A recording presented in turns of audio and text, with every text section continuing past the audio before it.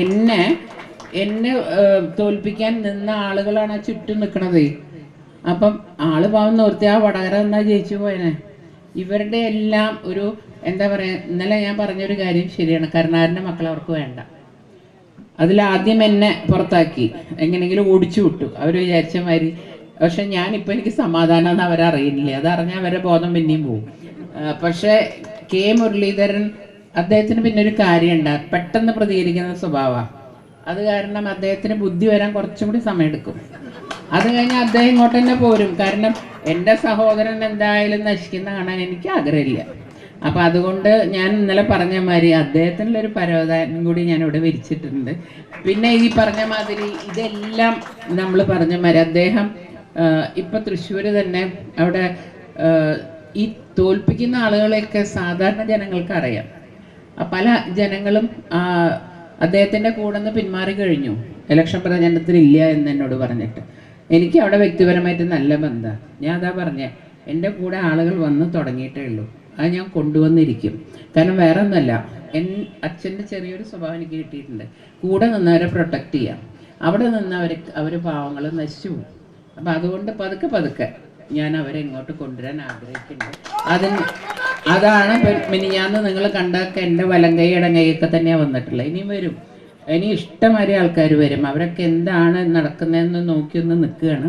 പലരുമായിട്ട് സംസാരിച്ചിട്ടുണ്ട്, പലരും വരും. ഈ പറഞ്ഞ മാതിരി 2 മുഖ്യമന്ത്രിമാരുടെ മക്കളല്ല, ഇനി മുഖ്യമന്ത്രിമാരുടെ മക്കളുണ്ട് വരാൻ. അപ്പോൾ അതിൽ ആരാന്നൊന്നും ഞാൻ പറയില്ല, അതൊക്കെ നിങ്ങൾ എനിക്ക് ആലോചിച്ച് കണ്ടുപിടിച്ചാൽ മതി. കാരണം ബുദ്ധിയുള്ളവർക്ക് മനസ്സിലാവും ആരൊക്കെയാണ് ഇനി വരാൻ നിൽക്കുന്നതെന്ന്. കാരണം നമുക്ക് എൻ്റെ കുടുംബത്തിൽ ഞാൻ കണ്ടത് വികസനങ്ങളാണ്. എൻ്റെ പിതാവ് ആരെയും നോക്കില്ല അക്കാര്യത്തിൽ. അദ്ദേഹം വികസനം കേരളത്തിന് ഇന്ന് ഓരോന്നെടുത്ത് നോക്കൂ. എവിടെയെങ്കിലും എനിക്ക് അതിശയം തോന്നിയത്, ആദ്യത്തെ ഒരു ഫ്ലാറ്റ് കൊച്ചിയിൽ വന്നു. കൊച്ചിയിൽ വന്ന മോൻ അവിടെ താമസിക്കാൻ വേണ്ടി ഫ്ലാറ്റ് വാടകയ്ക്ക് എടുക്കാൻ പോയപ്പോൾ ആദ്യത്തെ ഫ്ലാറ്റിൽ തറക്കല്ലിട്ടത് കെ കരുണാകരനാണ്. അപ്പം ഞാൻ ചോദിച്ചു, എൻ്റെ അച്ഛൻ ഇവിടെ എത്തിയോന്ന് ചോദിച്ചു. അതായത് ഏത് നല്ല കാര്യങ്ങൾക്കും തുടക്കിട്ടിരുന്ന അദ്ദേഹമായിരുന്നു. എനിക്ക് തോന്നുന്നു അദ്ദേഹത്തിനും മോദിയിലും ഞാൻ കണ്ട ഒരു സാമ്യം അതാണ്. ഒന്നിനെയും പേടിയില്ല, കാരണം ചെയ്യേണ്ട കാര്യങ്ങൾ ചെയ്തിരിക്കും. പിന്നെ അദ്ദേഹം പറഞ്ഞൊരു വാക്കുണ്ട്, എൻ്റെ കുടുംബം എന്ന് പറഞ്ഞ ഭാരതമാണ്.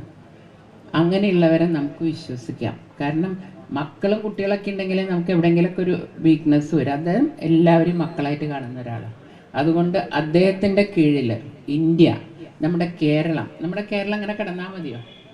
കെ കരുണാകരൻ്റെ കാലശേഷം ആരിവിടെ വികസന പ്രവർത്തനങ്ങൾ ചെയ്തിട്ടുണ്ട്? ആർക്കും ചെയ്യാൻ താല്പര്യമില്ല. 5 കൊല്ലം കഴിഞ്ഞു അങ്ങ് പോവുക. പിന്നെ എൻ്റെ പിതാവ് എന്നെ ശപിക്കില്ല, കാരണം അദ്ദേഹം അനുഭവിച്ച കണ്ണീരും എല്ലാം കണ്ടത് ഞാൻ മാത്രമാണ്. അവസാനം അദ്ദേഹത്തിനെ നോക്കാൻ ഞാൻ മാത്രമേ ഉണ്ടായിരുന്നുള്ളൂ.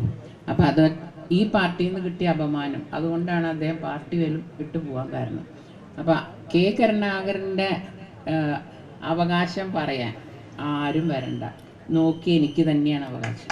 17 കൊല്ലം എൻ്റെ അമ്മ മരിച്ചിട്ട് ഒരു ദിവസം പോലും അച്ഛൻ്റെ അടുത്ത് മാറാത്ത മകളാണ് ഞാൻ. അപ്പം അതുകൊണ്ട് പറഞ്ഞോട്ടെ, എന്തായാലും നമ്മൾ ജന്മനാ അച്ഛനാവും, നമ്മളച്ഛൻ നമുക്ക് തള്ളി പറയാൻ പറ്റില്ല. പക്ഷെ അവകാശവാദങ്ങൾ വേണ്ട, അത് മാത്രമേ ഞാൻ പറയുള്ളൂ.